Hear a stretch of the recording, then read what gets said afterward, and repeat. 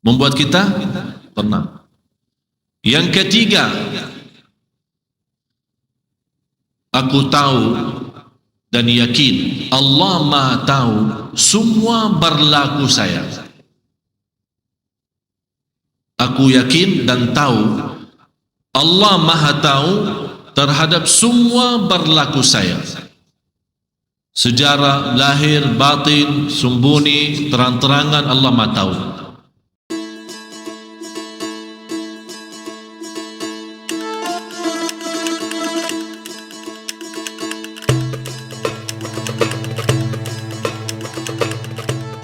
Alhamdulillah. Allahumma salli ala sayyidina Muhammad wa ala ali sayyidina Muhammad. Saya kembali lagi cerita Abi Zar atau Abu Zar radhiyallahu an, suka lapar untuk melembutkan hati. Bapak Ibu, ada 4 hal melembut hati, membantu khusyuk, dan juga 4 hal yang mengganggu kekhusyuan kita dan mengkeraskan hati kita. Yang pertama yang melembutkan hati kita, sedikit berbicara, artinya lebih banyak diam daripada berbicara. Malah bicaraannya dia lebih banyak kepada zikir. Sebagaimana saya pernah bawakan cerita salah satu orang tabi'in, namanya Ar-Rabi' bin Khuthaim rahimahullah. Kalau saya bilang tabi'in, itu mereka berjumpa dengan sahabat, tapi tidak berjumpa dengan Rasulullah SAW. Ini Al-Imam Ar-Rabi' bin Khuthaim, gurunya Abdullah bin Mas'ud radhiyallahu anhu, sahabat Rasulullah. Apa sifatnya Imam Rabi' ini? Saking mulia dan luar biasa takwaannya. Kalau kita duduk sama dia 1 tahun, coba bayangkan Bapak Ibu, kita duduk sama dia 1 tahun, dia tidak bakal mulai berbicara. Bapak Ibu terbayang enggak? Kalau kita duduk sama dia 1 tahun, dia tidak bakal mulai berbicara, hanya jawab pertanyaan, apa kabar? Baik, Assalamualaikum, Waalaikumsalam, itu saja. Menurut saya, kalau ada orang seperti ini, dianggap orang itu tidak normal. Pasti dia lagi sakit jiwa kalau dia lebih banyak diam. Tapi kalau ada orang yang enak ngobrolnya, senang berbicaraannya, kalau sama kawan ini enak, ngobrolnya lama, tidak pernah bosan, padahal isinya dosa. Jadi yang melembutkan hati berbanyak diam dan sedikit berbicara. Malah berbicara kita berhati-hati, tidak berbicara sembarangan. Yang kedua yang melembutkan hati dan membantu khusyuk, tidak banyak bergaul. Bergaulan, apalagi bergaulan yang enggak jelas. Kemarin ada sekelompok, ya saya namakan kelompok ibu-ibu, satu tim, bukan timnas ya, tapi tim ibu-ibu. Mereka Masya Allah aktif. Kalau soal majlis ta'lim, Masya Allah, soal pengajian, Masya Allah. Tapi kalau mereka sudah sendirian di luar, jauh dari suaminya, berjalan-jalan ke pantai atau ke mall atau ke mana, subhanallah, bukan subhanallah, na'udzubillah, sudah bukan hanya bebas, terlalu bebas.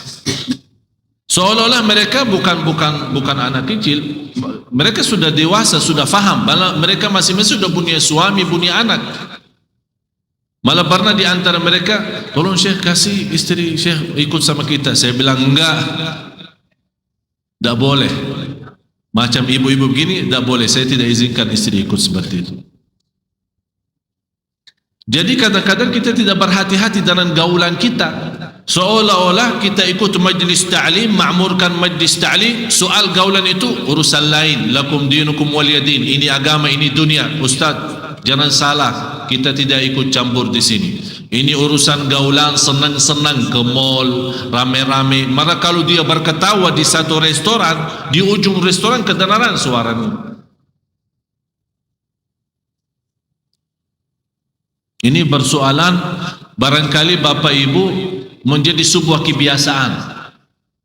Tapi tambah kita sadar, lama-lama kita sebagai pemimpin di rumah, sebagai suami, lama-lama terhilang rasa cemburu, menjadikan istrinya biasa-biasa saja.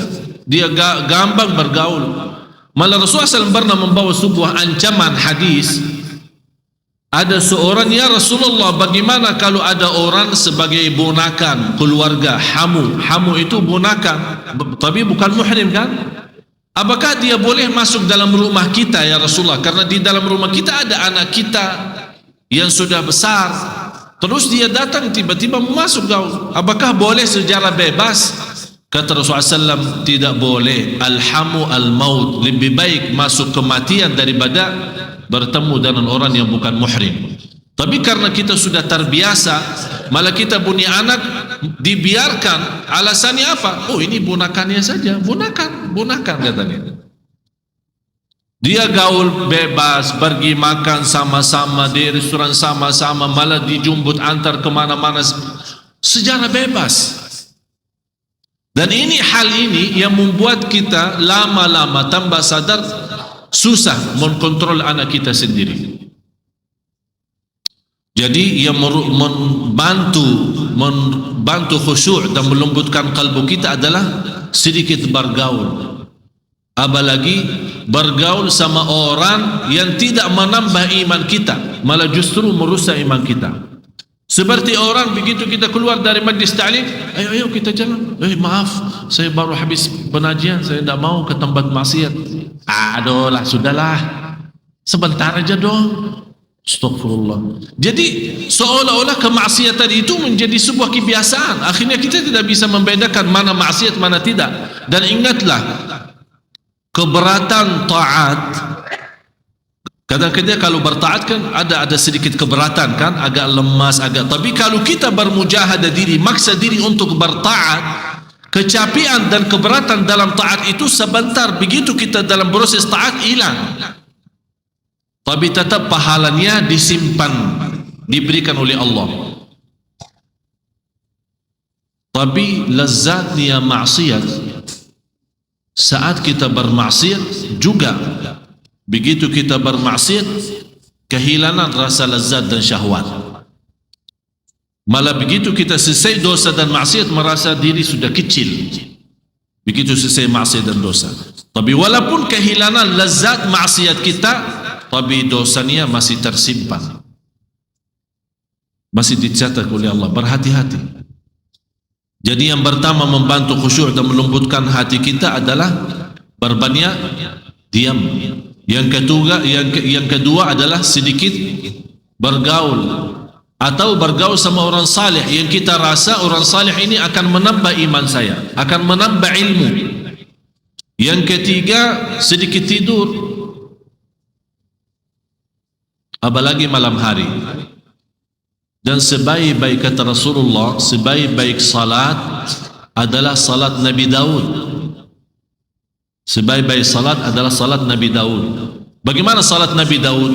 Habis Isya dia tidur separuh malam. Misal kalau malam hari 8 jam kurang lebih, ya kita hitungkan 8 jam, dia tidur 4 jam, kemudian bangun salat malam 2 jam, kemudian tidur lagi 2 jam yang tersisa. Begitu cara salat Nabi Daud. Dan sebaik-baik puasa Nabi Daud, Bapak Ibu sudah ngerti puasa Nabi Daud. Misal puasa Sabtu, hari Minggu tidak, puasa hari Senin dan seterusnya. Jadi sedikit tidur, yang terakhir adalah sedikit makan. Bapak Ibu saking kadang-kadang saking enak, saya aja salah kadang-kadang, apalagi kalau saat kita enak makan, ya, apalagi ibu-ibu yang suka kirimkan ke saya makanan Padang, dan mereka tahu kesukaan saya, dan itu ujian dari Allah. Jadi mohon maaf lagi sekali lagi, jangan kirimin makan lagi. Ya. Jadi kadang-kadang saking enak makan, benar Bapak Ibu, saya terus makan sampai sudah nafas tidak mampu bernafas lagi. Saking enaknya, kalau memang saya punya 2 perut, boleh saya isi dua-duanya. Saking enaknya makan. Tapi subhanallah, tanpa kita sadar, tidur kita saja sudah berat. Malah kadang-kadang kita mau berzikir sebelum tidur sudah malas. Sudah terasa malasnya luar biasa. Oleh karena itu, untuk yang membantu khusyuk dan melembutkan kalbu kita adalah sedikit makan. Malah Rasulullah SAW bersabda di hadis yang sahih, makanan sedikit untuk cukup untuk kita bisa lanjut sehari-hari kita. Kalau memang terpaksa mau makan enak, sepertiga makan, sepertiga minum, sepertiga buat nafas. Jangan makan sambil sesak nafas. Ya, harus ada sebagian untuk nafas kita, bisa berjalan, bisa beribadah.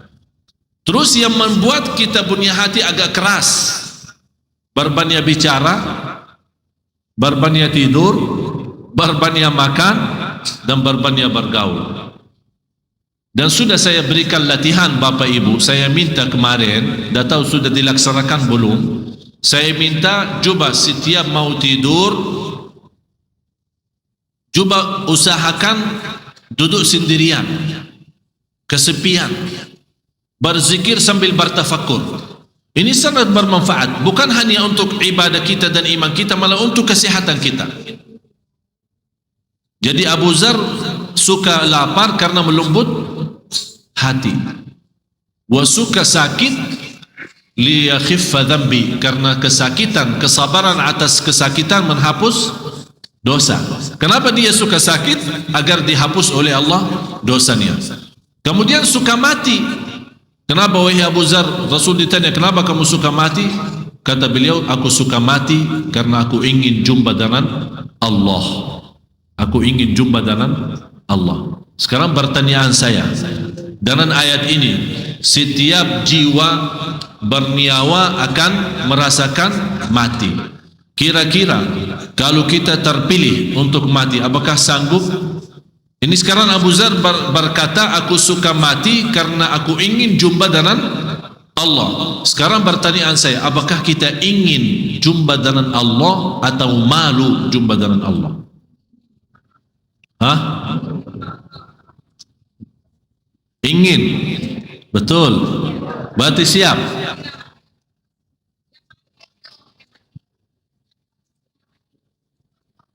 Maksud saya, kalau kita ingin, bukan inginan yang semacam bahasa Indonesia ya. Kalau kita bilang ingin jumpa dengan Allah, berarti kita standby mati. InsyaAllah lagi ya. Maksudnya siap mati, apa arti siap mati? Kadang-kadang orang salah jawab. Kalau bilang kita siap mati, siap. Memang dia yakin akan mati. Mau tidak mau, siap tidak siap, pasti akan mati. Maksudnya siap mati, berlaku kita, membuat kita tidak malu. Kapan saja datang kematian, alhamdulillah, saya jauh dari dosa dan maksiat, dan Allah Maha tahu apa berlaku saya. Ada satu cerita orang salih, ada yang bilang Imam Ja'far, ada yang bilang orang salih lain. Bagaimana kehidupan, respon atau kebiasaan hidupnya di dunia? Kenapa bisa bangga dan hidup di dunia? Dia bilang karena 4 hal. Karena ada 4. Tadi saya sudah memberikan 4 hal yang membantu khusyuk dan melembutkan kalbu kan? Dan juga 4 hal yang merusakkan khusyuk dan memberatkan kalbu kita atau mengkasarkan kalbu kita. Ini sekarang ada 4 hal yang membuat kita hidup enak di dunia. Artinya kalau ada namanya, sebagaimana kata ulama, ada surga Allah di dunia. Barang siapa yang masuk surga Allah di dunia, pasti masuk surga Allah di akhirat. Hal yang pertama, aku yakin usaha saya tidak bisa dibuat oleh orang lain. Oleh karena itu aku berusaha keras. Faham Bapak Ibu? usaha saya, berlaku saya, perbuatan saya, amalan saya tidak mungkin dibuat oleh orang lain. Oleh karena itu aku berusaha keras. Misal cari nafkah, kira-kira bisa kita wakili orang cari nafkah kita? Kita hanya enak tidur, orang datang membawa rezeki kita setiap hari? Tidak bisa kan? Apalagi kalau kita tidak percaya orang, apalagi kalau orang tidak jujur sama kita. Kita tidak bisa meyakini terhadap dia kalau kita kecuali dalam usaha. Apakah bisa mewakili orang salat? Saya tidak mau salat. Bapak tolong salati, ganti saya. Bisa enggak? Berarti kita yakin perbuatan kita tidak boleh atau tidak bisa dibuat oleh orang lain. Berarti kita bekerja keras, berusaha keras. Ini yang pertama. Yang kedua, aku yakin rezeki aku yang ditentukan oleh Allah tidak bisa diambil oleh orang lain. Ini yang membuat kita tenang, membuat kita tenang. Yang ketiga, aku tahu dan yakin Allah Maha tahu semua berlaku saya. Aku yakin dan tahu Allah Maha tahu terhadap semua berlaku saya. Sejarah lahir, batin, sembunyi, terang-terangan Allah Maha tahu. Ini yang membuat kita malu. Membuat kita malu. Coba Bapak Ibu terus terang saja. Kalau kita sebagai manusia, kalau ada seorang manusia tahu segala keburukan kita, gimana perasaannya? Malu enggak? Apalagi kalau kita punya masalah di rumah tangga kita, kemudian ada orang lain tahu. Begitu kita ketemu, dia malah dia yang kasih tahu. Pasti malu kan? Ini sama manusia aja sudah malu, apalagi sama Allah. Tak mungkin manusia bisa tahu terang-terangannya, jelas-jelasannya, tapi yang diam-diam, sembunyi-sembunyi bisikan kalbu kita yang ada dalam fikiran kita, hal-hal waktu kita kecil, waktu kita di sini, waktu kita di kampung, waktu kita di rumah, waktu di luar rumah, Allah segala sesuatu Allah Maha tahu. Ini membuat kita malu. Mudah-mudahan dalam perasaan malu kita terhadap Allah menyempurnakan iman kita, karena Rasulullah bersabda, al-haya'u minal iman. Malu itu adalah sebagian dari iman. Tapi malu bagaimana malu? Sekarang Bapak Ibu katanya orang, sekarang saya bertanya, Bapak Ibu malu enggak sama Allah? Semua jawab malu, tapi masih berlaku dosa maksiat. Maksudnya malu bukan kita malu Allah melihat kita berdosa dan maksiat, atau atas dosa dan maksiat yang kita lakukan masa lalu. Maksudnya malu, kita berusaha mewujudkan sebuah malu yang membuat kita tidak berbuat dosa dan maksiat. Sepertinya contoh, apakah ada orang berani naik mimbar atau duduk di kursi ini dan mulai ceramah menceritakan aibnya dan dosanya sejak kecil sampai sekarang? Enggak kan? Siapa yang berani? Malu kan? Berarti kita malu ditahu sama orang, berarti kita berusaha tutupi. Ini malu yang saya harap diwujudkan di hadapan Allah. Kalau memang kita punya sebuah keburukan, kita segera bertaubat dan kita berusaha menutupi diri agar tidak berbuat dosa dan maksiat lagi. Inilah namanya malu yang betul-betul membawa kita sempurna iman. Terus yang keempat, aku yakin akan mati dan aku selalu bersiap diri. Ini yang membuat kita hidup nikmat di dunia. Saya ulang lagi. Yang pertama, apa? Usaha perbuatan saya tidak mungkin dibuat oleh orang lain. Oleh karena itu saya bekerja keras. Soal dunia maupun soal akhirat. Yang kedua, aku yakini rezeki yang ditentukan oleh Allah tidak akan mungkin diambil oleh orang lain. Ini yang membuat saya tenang. Segala berlaku saya, aku yakin Allah Maha tahu segalanya. Aku malu, dan malu itu mudah-mudahan membawa kita sempurna iman. Yang terakhir adalah aku yakin akan mati, dan saya berusaha dan sibuk bersiap-siap untuk menghadapi kematian. Apa itu kabar gembira? Bagi kita kalau ada kabar gembira di dunia, membuat kita bangga dan senang, betul? Suami istri yang sudah lama nikah belum punya anak, Allah subhanahu wa ta'ala mengkaruniai mereka anak, tiba-tiba istrinya hamil. Bagaimana berita bagi dia? Luar biasa. Ada orang yang sudah lama menikah dan istrinya hamil. Begitu dia bangga terhadap kehamilan istrinya, terus tiba-tiba melahirkan anak dalam keadaan cacat. Kira-kira ini sekarang ada dua berita. Bangga karena hamil, terus tidak lama lagi sedih karena anaknya lagi cacat. Berarti sebenarnya menurut saya segala kebaikan, segala berita baik, pasti ada berita yang menghanguskan, yang mengganggu berita baik itu. Dan sebaliknya, kalau ada berita buruk, pasti ada satu saat akan Allah dengan berita baik yang akan datang menghanguskan dan mengangkat berita buruk. Berarti berita yang sebenarnya baik adalah ayat ini. Sebagaimana firman Allah di selanjutnya, pada hari kiamat. Mana ibu yang baca tadi? Hah?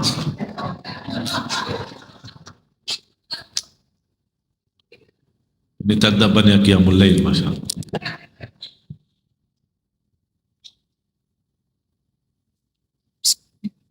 Bismillahirrahmanirrahim. Tiap-tiap yang berjiwa akan merasakan mati, dan sesungguhnya pada hari kiamat sajalah disempurnakan pahalamu. Stop sini. Pada hari kiamat akan disempurnakan pahalamu. Sesuai dengan ayat ini, saya harap Bapak Ibu di ayat surah 21 ayat 47. Saya harap untuk malam ini khususnya jadikan bahan pelajaran untuk kita sendiri, bahan berfikir, bahan untuk menhayati, untuk mensadarkan diri. Bisa 21 coba baca. Bismillahirrahmanirrahim. Kami akan memasang timbangan yang tepat pada hari kiamat, maka tiadalah dirugikan seseorang barang sedikit pun. Dan jika amalan itu hanya seberat biji sawi pun, pasti kami mendatangkan pahalanya. Dan cukuplah kami sebagai pembuat perhitungan. Ini ayat ini tidak beda jauh dengan faman ya'mal mithqala dzarratin khairan wa man ya'mal mithqala dzarratin syarran. Bapak Ibu, saya mau bertanya sejujurnya, kapan saatnya kita sadar? Kapan saatnya kita kembali? Kapan saatnya kita benar-benar bertaubat? Kapan saatnya kalau kita salat malam betul-betul terasa keindahan luar biasa? Kapan saatnya kalau kita keluar dari masjid, begitu mengambil pelajaran ilmu, kita membawa iman sempurna yang memimpin kita sampai menuju ke rumah, dan besoknya malah kehidupan kita lebih indah dan lebih bagus, lebih teratur. Kapan saatnya kita betul-betul memiliki rumah tangga sakinah mawaddah rahmah? Kapan saatnya kita memiliki keturunan anak salih salihah? Kapan saatnya kita menghabiskan banyak waktu untuk membaca kitabullah? Kapan saatnya kita siang hari walaupun di musim panas kita berusaha berpuasa? Kapan saatnya walaupun kita capek malam hari kita mengutamakan salat malam dan bercurhat, bermunajat kepada Allah subhanahu wa ta'ala, tumbahkan segala persoalan bermasalahan kita, walaupun orang lain mencaci maki kita? Kapan saatnya kita betul-betul ingat segala sesuatu yang kita miliki adalah milik Allah? Harta kita, rizki kita, semuanya titipan Allah subhanahu wa ta'ala. Kapan kira-kira Bapak Ibu? Ini semua ayat-ayat Al-Quran. Salah satunya juga di sini sebagaimana Allah subhanahu wa ta'ala berfirman, kabar gembira yang sebenarnya, faman zuhziha 'anil nari wa udkhilal jannata faqad faz. Tolong Ibu lanjut ayat itu yang tadi 185.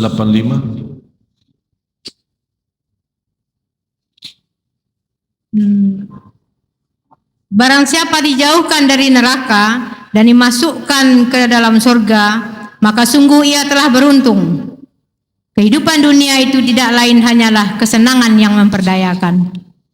Ya ghafilan 'anil 'amal wa gharrahu tulul amal, al-maut ya'ti baghtatan wal qabru sunduqul 'amal. Wahai orang, tolong Bapak Ibu tuliskan, wahai orang yang lalai dari kematian, wahai orang, wahai diriku yang lalai, boleh istilahnya, wahai diriku yang lalai dari kematian, wahai diriku yang lalai dari amal salih. Wahai ya, udah salah, jangan susah. Maklumlah Ustaz impor. Wahai orang-orang yang lalai dari kematian, atau kita berbicara sama diri. Ya, sebelum tidur tolong bawa cerita ini ya. Wahai diriku yang lalai dari kematian, wahai diriku yang lalai dari amal salih, wahai diriku yang tertipu dengan dunia, masih terlalu banyak harapannya, masih panjang umur, masih banyak urusan, itu namanya tertipu sebenarnya. Wahai diriku yang tertipu oleh dunia, ingatlah wahai diriku, kematian itu akan mendadak datang. Tambah diberitahu, tambah ada info, tambah ada tanda-tanda. Jadi kita ingatkan diri, wahai diriku, kematian akan datang tiba-tiba, mendadak. Ingat wahai diriku, kuburan adalah kotak amal. Kuburan adalah kotak amal. Ini sekarang ada kotak amal kan? Ada kotak amal kan? Biasa kita isi ini. Sebenarnya kotak amal hakiki yang benar adalah kuburan. Apa yang kita isi di dalam kuburan itu yang akan nanti nampak, itu yang akan keluar. Jadi Bapak Ibu kalau baca Al-Quran sebenarnya lagi isi kotak amal, lagi bersedekah walaupun kotak Sunda Kelapa, tapi sebenarnya kita isi kotak kuburan, karena dia bentuknya kan kotak kan. Berarti sebenarnya kuburan itu kotak amal kita yang benarnya. Oleh karena itu Bapak Ibu, saat kita bersedekah, saat kita beramal salih, ingatlah harus kita berusaha ikhlas, karena kuburan itu tambat kita ketemu amal salih kita. Bukan hanya di akhirat, nanti di akhirat Bapak Ibu pasti lebih mulia. Jadi kita ingat, dunia ini Bapak Ibu jangan harap balasan dari Allah. Orang berbuat amal salih, Allah melipat ganda 10 kali lipat kan? Sekarang karena orang-orang lagi susah, katanya suruh bersedekah, akan Allah ganti 10 kali lipat. Dia sekarang berfikir kalau bersedekah 100.000 akan Allah ganti 1 juta. Walaupun betul Allah ganti 1 juta, tapi itu Bapak Ibu bukan namanya balasan pahala dari Allah. Itu namanya berkah keikhlasan taat kita. Pahalanya kapan? Kapan dibalas? Nanti. Di alam kubur kita dapat cahaya amal salih kita yang menari kehidupan kita. Nanti di hari akhirat Allah balas. Jadi kita nanti sendiri akan melihat dengan mata kita sendiri sejauh mana amal salih kita dilipat ganda oleh Allah. Malah ada orang datang, ya Allah, Allah tunjukkan, ini amalmu. Dia lihat seperti tinggi gunung-gunung. Ya Allah, saya tidak pernah berlaku seperti ini. Saya tahu diri memang beramal salih, tapi tidak sebanyak ini. Kata Allah Subhanahu wa taala, memang tidak sebanyak ini, tapi karena engkau pas beribadah ikhlasnya luar biasa, aku nerima ibadahmu dan aku pelihara dan tanamkan sampai menjadi seperti ini. Itu semuanya berkah ibadah kita. Berarti Bapak Ibu, kalau dapat rezeki yang berkah karena kita taat, kalau kita dapat jodoh yang baik karena kita taat, kalau kita dapat usaha yang lancar karena kita taat, ini semuanya namanya berkah taat kita.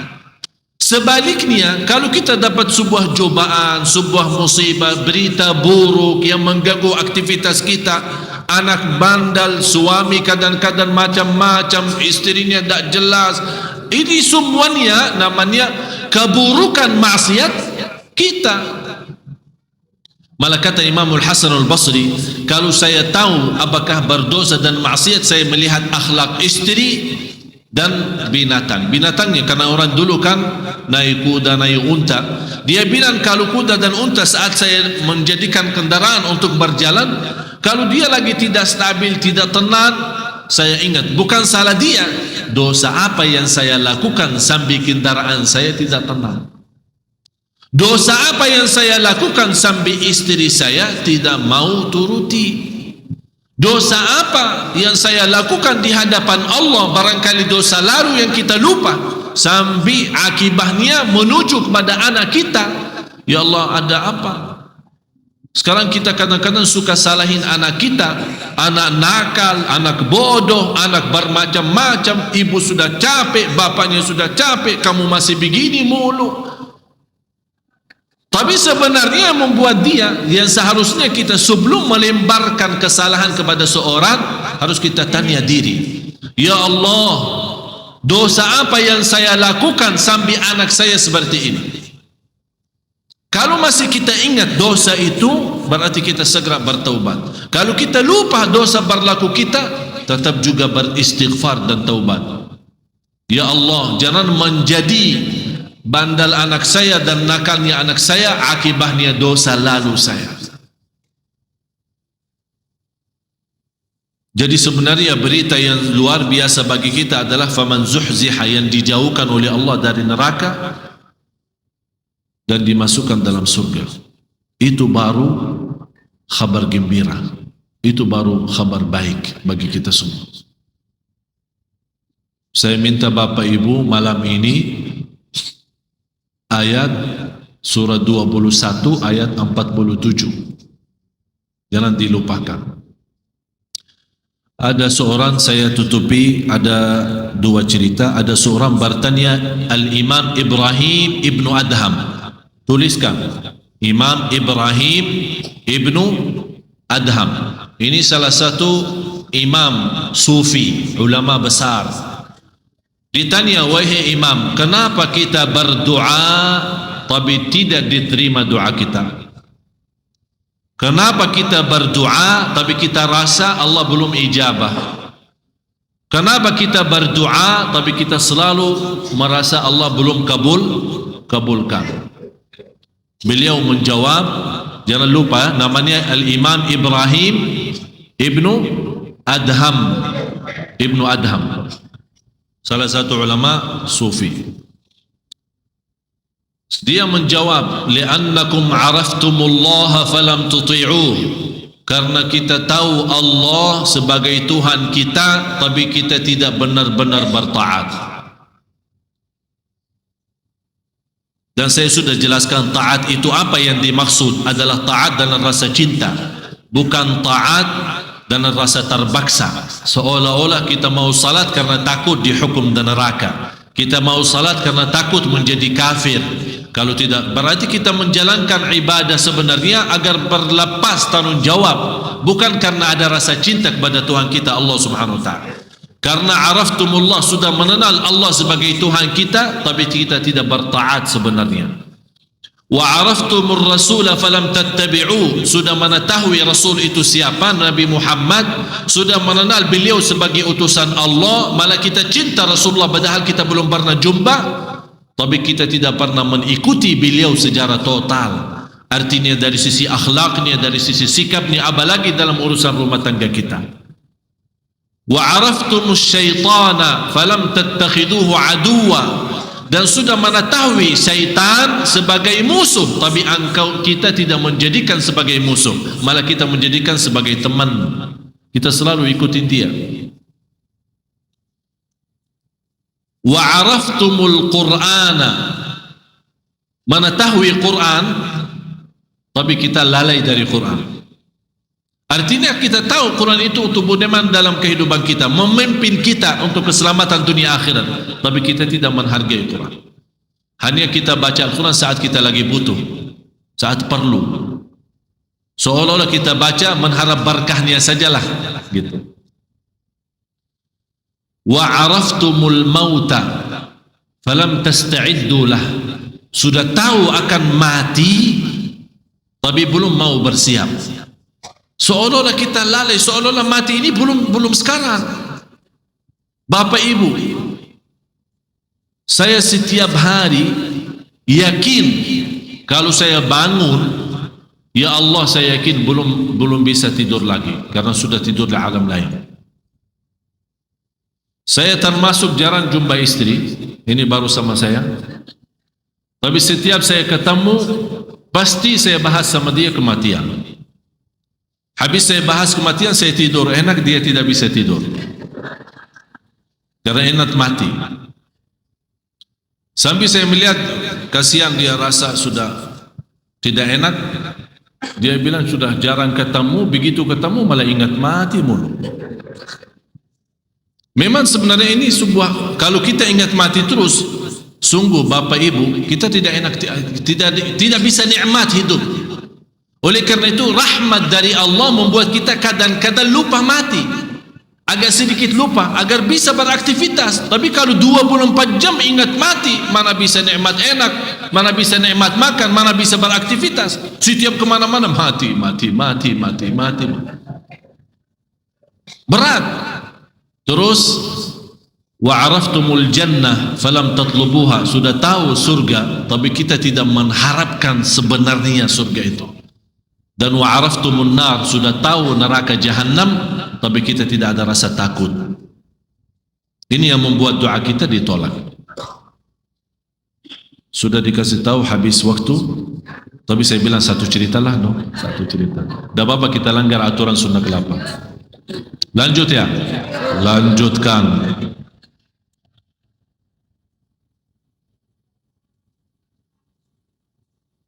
Sebenarnya ini cerita sudah lama, sudah lalu, sudah bertahun-tahun. Ini cerita terjadi di Arab.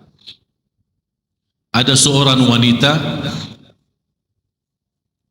pas di hari pernikahannya. Biasa kalau di Arab acara pernikahan beda sama akad nikah. Kalau di sini akad nikah misal pagi, pestanya malam kan? Kalau di sana enggak, kalau akad nikah bisa 1 tahun sebelum pesta. Kenapa? Karena di sana tidak ada namanya pacaran.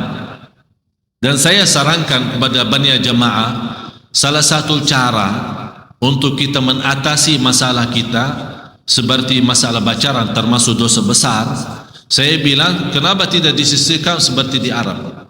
Mereka akad sudah sah suami istri, tapi tidak boleh sendirian berdua, harus ada muhrim, ibunya atau siapa. Tapi sudah mereka boleh salaman karena sebagai ini, boleh duduk di misal di rumah orang tua yang perempuan, duduk di rumah ngobrol-ngobrol sambil malam karena sudah namanya suami istri, tapi tidak boleh sendirian karena belum memenuhi masalah syarat untuk buat pesta, memberitahu banyak orang.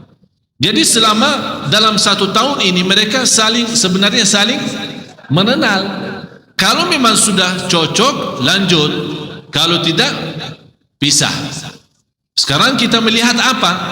Bebas pacaran, habis itu barangkali ya tidak semua sama ya, tidak semua sama, Tapi ada juga, malah saya hari ini ketemu seorang yang datang minta tolong jalan keluarnya karena dia berbuat sebuah kesalahan, pacaran sama seorang wanita sambil dia bisa hamil. Sekarang dia mencari jalan keluar. Sambil saya nasihati, dia bilang, tolong sudah cukup, jangan banyak nasihat, karena saya sudah sambil rasa mau bunuh diri lebih baik daripada hidup. Terus saya mau bilang apa? Ini akibatnya kita terlalu bebas. Indonesia yang terkenal negara yang terbesar Islam, tapi mohon maaf dalam hal ini terlalu bebas. Memang kita sudah mendidikkan anak kita menjadi anak baik, tapi Bapak Ibu, apakah ada yang pernah mendidikkan syaitan menjadi syaitan baik? Ada yang pernah didikkan syaitan jadi baik? Kalau anak kita salih, yang wanita juga salihah, siapa yang menjaminkan syaitan juga salih? Kalau mereka lagi berdua dalam mobil atau... Saya senang di Brunei kemarin, saya punya kenalan satu orang, dia cerita, saya bilang, mana kakak? Dia bilang, kakak saya ditangkap polisi karena bertemuan di satu mobil, mereka dan orang itu dengan seorang wanita bukan muhrim, ditangkap, masuk penjara 6 bulan. Ini di Brunei, bukan di Arab Saudi, bukan Makkah Madinah, di Brunei dekat sini. 6 bulan masuk karena berduduk di satu mobil dengan wanita bukan muhrim. Berarti Indonesia tidak akan mampu menyelesaikan masalah ini kalau tidak ada aturan atau undang-undang yang menyelesaikan masalah ini. Jadi ada wanita, maaf saya keluar dari cerita ini, tapi yang membuat tertarik cerita ini wanita salihah. Pas acara pernikahan, malam hari habis maghrib dia sudah disiapin sama ibunya, sama adik-adiknya yang perempuan, siapin. Ya biasa kalau wanita mau nikah kan perhiasannya luar biasa ya. Sampai kita tak tahu ini wanita yang asli atau yang palsu. Saking banyak make upnya, banyak hiasannya. Tapi subhanallah wanita ini begitu sudah selesai persiapan, dia dengar azan Isya. Dia minta sama ibunya, Bu, saya mau salat Isya dulu. Terus kata ibunya, ya silahkan, tapi sepertinya wudhu saya maghrib tadi sudah batal, saya mau wudhu. Jangan, nanti kalau wudhu rusak semua. Kan make upnya kan banyak kan, apalagi sudah capek dari mungkin maghrib atau jam berapa lah. Kata ibunya jangan. Anaknya tetap mau wudhu dan salat Isya. Kata ibunya begini, kan saya ibumu kan, dan kata Allah bertaatlah kepada ibumu, jangan macam-macam. Ini tamu-tamu sudah nunggu lama di bawah, tidak perlu, jangan salat, jangan wudhu dan jangan salat. Maaf ibu, memang saya harus taat kepada ibu, tapi dalam hal taat kepada Allah. Kalau ada maksiat tidak ada taat. Pokoknya mundar mandir balik bola sambil keras-keras sama ibunya malah bertanya, kalau kamu tidak mau turutin saya dan tetap kamu mau wudu dan kemudian salat, saya tidak akan ridha terhadapmu sampai hari kiamat. Kata anaknya, maaf ibu, saya tetap mengutamakan ridha Allah. Kata ibu, terus nanti tamunya bilang apa? Kok habis, karena air kan sudah rusak semua, bagaimana nanti di hadapan tamu?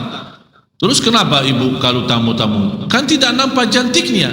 Ibu apakah berharap saya cantik di hadapan mata orang, tapi di hadapan mata Allah tidak? Akhirnya tetap anak itu menjalankan apa yang dia mau. Kemudian dia ambil air wudu, kemudian salat, ditunggu sama ibunya. Kemudian dalam keadaan sujud kok lama. Datang ibunya, gerakan dia dalam keadaan sujud, ternyata meninggal dunia. Di hari pernikahan dia, tetap dia mengutamakan salat, kemudian meninggal dunia.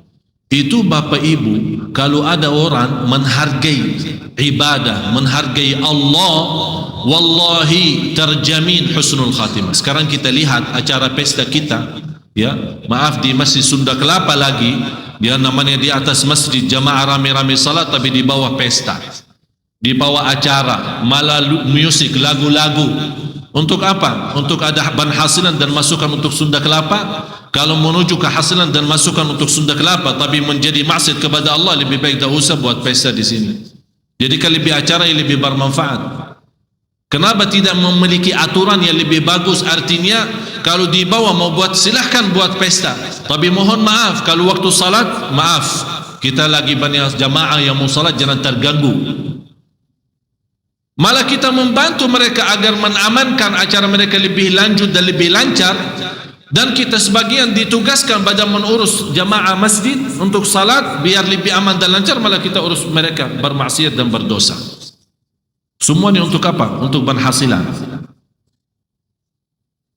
Maaf saya berbicara jujur karena hal ini mengganggu, bukan hanya mengganggu aktivitas orang yang salat, tapi sebenarnya mengganggu ridha Allah. Itu yang lebih utama. Bagaimana cara yang baik? Saya yakin semua pengurus Masjid Sunda Kelapa insya Allah mencari yang terbaik. Dan kalau ada kekurangan, harus Bapak Ibu maklum, kita semua kan manusia, tidak ada sempurna, tapi saling bersatu insya Allah akan menuju kepada kesempurnaan. Dan saya harap Masjid Agung Sunda Kelapa menjadi salah satu masjid yang menyinari kehidupan orang Jakarta, menjadi bersinar, menjadi mulia, menjadi berkah, dan segala aktivitas yang diterima oleh Allah Subhanahu wa Ta'ala. Hadis Rasulullah dalam cerita tadi, Rasulullah bersabda, Inna Allah idha habba abdan ista'malah. Qalu wa kaifa yasta'milu ya Rasulullah? Qalu yuwaffiqhu fi amali khairin thumma yaqbidu alaih. Kata Rasulullah SAW, Allah kalau mencintai seorang hamba, diberikan taufik. Coba bayangkan Bapak Ibu, mudah-mudahan semua yang hadir dapat taufik dari Allah. Kalau Allah, kata Rasulullah di hadis yang dihasankan oleh ulama, kata Rasulullah, barang siapa yang dicintai Allah akan diberikan taufiknya untuk laksanakan amal ibadah dan dicabut niyawahnya saat ibadah itu. Faham Bapak Ibu? Allah mencintai seorang akan buka pintu taufiknya agar melaksanakan sebuah ibadah. Saat dia beribadah, Allah perintahkan malaikatul maut cabut nyawanya. Itu namanya apa? Husnul. Berarti Bapak Ibu menuju ke husnul khatimah harus Allah cintai kita. Bagaimana kalau Allah mau mencintai kita, beraktivitas kita memalukan? Ini yang harus kita hati-hati. Marilah kita sama-sama berdoa. Mudah-mudahan dalam doa kita sama-sama di malam Jumat ini, dan keikhlasan, kekhusyuan Bapak Ibu, mudah-mudahan kita bisa mendapatkan taufiknya Allah untuk mengakhiri hayat kita dalam keadaan ibadah. Bismillahirrahmanirrahim. Alhamdulillahi Rabbil Alamin. Allahumma salli ala Sayyidina Muhammad wa ala ali Sayyidina Muhammad. Ya Allah, ya Tuhan kami, ini semua jamaah hadir malam ini, malam Jumat, dengan penuh harapan dan hajatnya, hajat dunia maupun hajat akhir. Ada ibu-ibu, bapak-bapak yang datang jauh dari langkah-langkahnya, menghadapi kemacetan, menghadapi kesusahan dan kesulitan, tapi berusaha keras untuk berduduk di tempat ini, berduduk di majlis ilmu, di kebun surga. Ya Allah, untuk semua Bapak Ibu, setiap langkah-langkahnya dinaikkan darajatnya oleh Allah Subhanahu wa Ta'ala. Dan langkah-langkah Bapak Ibu yang datang kemari ke majlis ilmu malam ini diselamatkan ya Allah dunia akhirat. Ya Allah, dalam langkah-langkah Bapak Ibu jadikan syafaatnya untuk Bapak Ibu ya Allah. Dalam langkah-langkahnya ya Allah menghilangkan dan menhanuskan segala kesusahan dan kesulitan. Ya Allah, di antara kami yang hadir malam ini yang sakit, ya Allah sembuhkan. Ya Allah sembuhkan, ya Allah sembuhkan dan sehatkan lahir dan batin. Ya Allah, di antara kami yang hadir malam ini barangkali membawa dosa dan maksiat, ya Allah aku mohon dalam nama-Mu yang agung dan mulia, dalam berkahnya malam Jumat ini, ampunilah dosa mereka ya Allah. Ya Allah aku mohon ya Allah dalam nama-Mu yang agung dan mulia, tidak ada yang keluar dari masjid ini sampai terhapus segala dosanya, dosa kecil maupun besar, dosa sembunyi maupun terang-terangan, dosa lahir, dosa batin. Ya Allah, sucikan bapa ibu ya Allah, bersihkan hatinya, sucikan jiwanya, sempurnakan amal ibadahnya. Ya Allah, terimalah segala amal ibadahnya ya Rabbal Alamin. Ya Allah, ya Arhamar Rahimin, ya Tuhan kami yakin dan malu menghadapi-Mu ya Allah atas berlaku kami belum mampu menyempurnakan hak-Mu ya Allah, kami belum mampu mensyukuri segala nikmat-Mu ya Allah. Ya Allah, jangan Engkau menghukumkan kami terhadap atas dosa dan kesalahan kami. Ya Allah, Engkau maha mengampun dan maha menerima taubat. Ya Allah, Engkau maha mendengar dan maha melihat. Ya Allah, kami sebagai manusia menghadapi banyak fitnah dan banyak godaan, fitnah dunia, hawa nafsu dan syaitan. Ya Allah, kami mohon ya Allah, kuatkanlah kami lahir dan batin agar kami bisa istiqamah atas salat malam, istiqamah atas majlis ta'lim, istiqamah atas beramal salih sampai akhir hayat. Ya Allah, bukalah pintu taufik bagi kami ya Allah. Dengan taufik-Mu ya Allah kami mendapatkan husnul khatimah. Dengan cinta-Mu ya Allah terhadap kami mendapatkan kami husnul khatimah.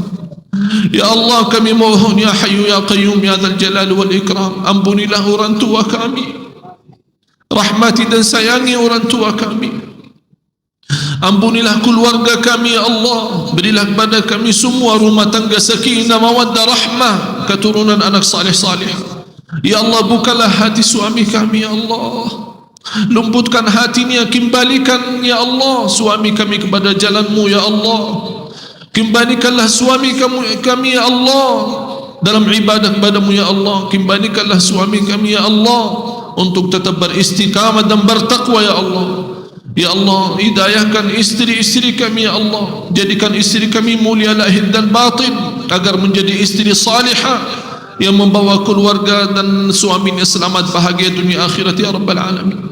Ya Allah, ya Arhamar Rahimin, walaupun kami belum pantas diterima doanya, walaupun kami belum pantas dilihat hajatnya karena masih berlaku maksiat dan dosa, tapi ya Allah, kami tidak memiliki Tuhan selain Engkau ya Allah.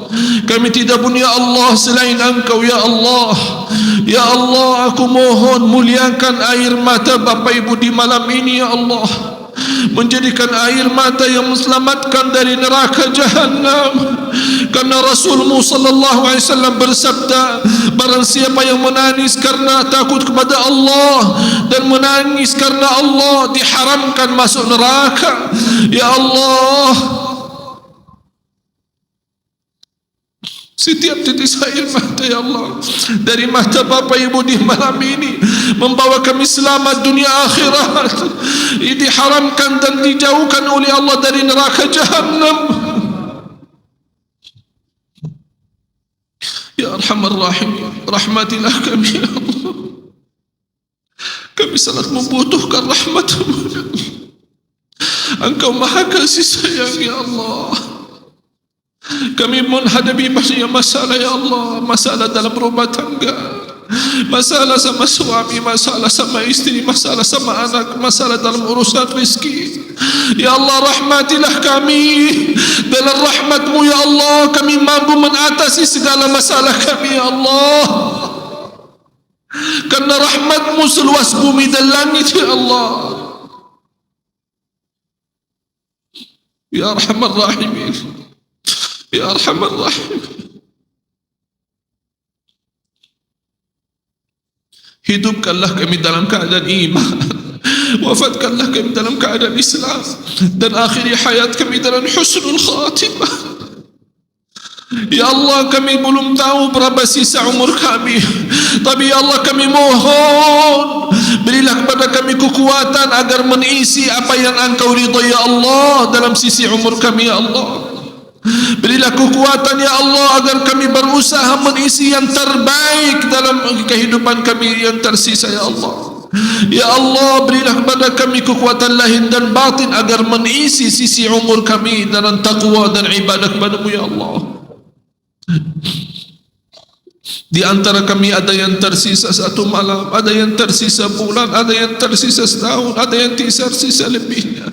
Ya Allah, masing-masing kuatkanlah kami ya Allah, agar kami berusaha sebagaimanapun masa sisa umur kami berusaha lahir dan batin, pagi dan siang malam untuk mengisi dalam taqwa dan taat kepadamu ya Allah. Ya Allah, pimpinlah kami ya Allah, karena selama ini kami sangat memerlukan pimpinanmu ya Allah, karena selama ini belum ada yang mampu memimpin kami ya Allah selain Engkau ya Allah. Pimpinlah kami ya Allah menuju kepada jalan yang lurus, jalan yang lurus dunia, jalan yang lurus di akhirat ya Rabbal Alamin, ya Arhamar Rahimin. Ya Allah, Engkau maha tahu apa isi hati Bapak Ibu di saat ini yang ikhlas dan khusyuk. Ya Allah, muliakan keikhlasan Bapak Ibu malam ini menjadi ikhlas yang membawa syafaat bagi kami ya Allah. Ya Allah, Engkau maha tahu apa isi hati kami ya Allah.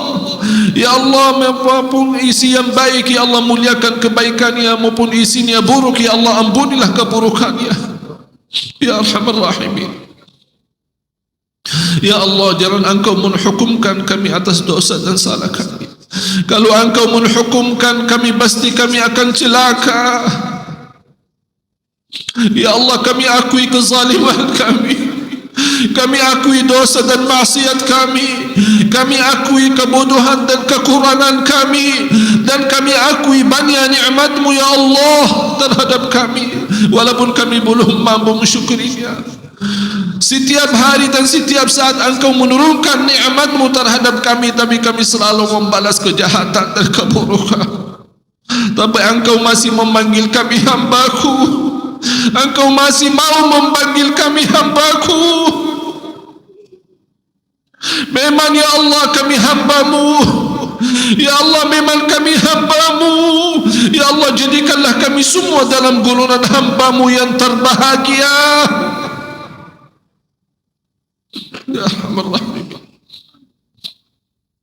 Fadkhuli fi ibadi wadkhuli jannati, fadkhuli fi ibadi, masuklah dalam golonganku, hambaku, dan masuklah dalam surgaku ya Allah. Jadikan kami semua sama mereka di surga ya Allah. Bagaimana Engkau berikan kemudahan sama-sama berkumpul di masjid yang agung dan mulia ini ya Allah. Berilah kepada semua yang hadir Bapak Ibu kemuliaan, jumpa lagi di surga-Mu ya Allah, bersama orang tua kami, bersama Nabi Muhammad sallallahu alaihi wasallam.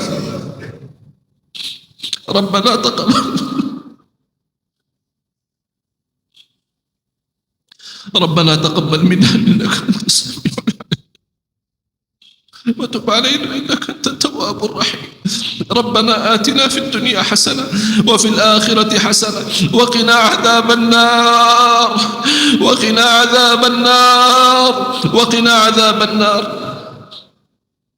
وصلى الله وسلم وبارك على سيدنا محمد وعلى آله وصحبه وسلم. سبحان ربك رب العزة عما يصفون وسلام على المرسلين والحمد لله رب العالمين. تقبل الله منكم منا ومنكم. تقبل يا كريم.